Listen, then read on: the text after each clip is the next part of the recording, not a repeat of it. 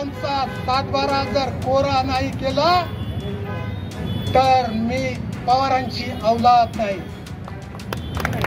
हे मी म्हणत नाही। से गई तो औषध नाही म्हणल्यासारखं तुम्ही आमच्या या मतदारसंघामध्ये जे काही होती नव्हती पद तुम्ही सगळी सांगाले तुम्ही आणि 37,000 देऊ लागलो, ते सगळं आतापर्यंत जुमला सरकार हे तुम्ही जे या ठिकाणी कागदी मेळ किंवा या ठिकाणी हेच मला या ठिकाणी कळत नाही।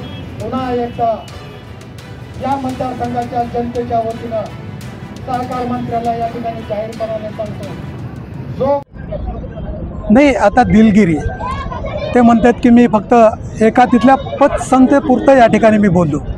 त्यांना माहिती आहे आज महाराष्ट्रातली जनता, महाराष्ट्रातले विरोधी पक्षातले सगळे नेते किंवा सत्ताधारी पक्षातले सगळे नेते आज प्रत्येकाच्या बांधावर जातात, प्रत्येक शेतकऱ्यांची या ठिकाणी चौकशी करतात आणि शेतकरी टाहो फोडून या ठिकाणी मागणी मागतो की आमचं सरसकट कर्ज या ठिकाणी माफ झालं पाहिजे, शेतकऱ्यांना भरीव मदत या ठिकाणी मिळाली पाहिजे। अशा वेळेस तुम्हाला काय मागावं ते कळत नाही, तुम्हाला मागायचा नाद लागलेला आहे।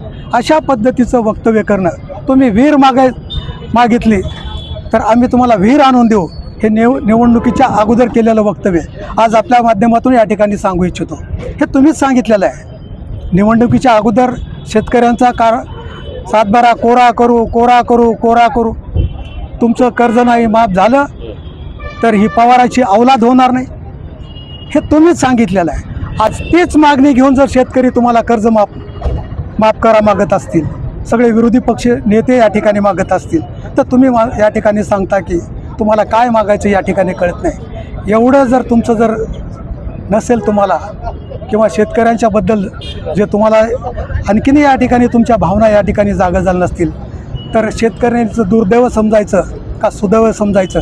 ज्या पद्धतीने आज तुमचं वक्तव्य या ठिकाणी ऐकल्याच्यानंतर पुन्हा एकदा माझा या ठिकाणी प्रश्न आहे की या वाचाळवीरांनी माफी मागितली पाहिजेत, नाहीतर आशांचा राजीनामा घेऊन एकतर आमची नामूस ठेवणार नाही। खरंच तुम्हाला सांगतो, मी आता सभेमध्ये सांगितलंय, जरी निवडणुकीमध्ये एकमेकाच्या विरोधात आम्ही उभं टाकलो, निवडणूक झाली, निवडणुकीच्या नंतर पराभव झाल्याच्या नंतर आम्हाला थोडंसं वाईट वाटलं, पण नंतर ज्यावेळेस सहकार मंत्रीपद आम्हाला मिळालं, या मतदारसंघाला मिळालं, त्यावेळेस जाहीर तर आनंद व्यक्त करता येत नव्हता, त्यावेळेस मी आनंद व्यक्त केला। जिंकुनी फड आला माझा ग पहिलवान, माझा ग पहिलवान, माझा ग पहिलवान, हे गाणं लावलं आणि गाणं लावून आम्ही एकांतात बसून या ठिकाणी आनंद व्यक्त करा। पण आज आमच्यावरती अशी वेळ, या छत्रपतींच्या शिवरायांच्या समोर आम्हाला नतमस्तक होऊन आम्हाला या मतदारसंघातल्या जनतेला छत्रपती शिवरायांना माफी मागण्याची वेळ आमच्यावरती येईल असं आम्हाला वाटत नव्हतं। आता एवढी मोठी चूक केली आहे तर आता तुम्हाला माफी नाही।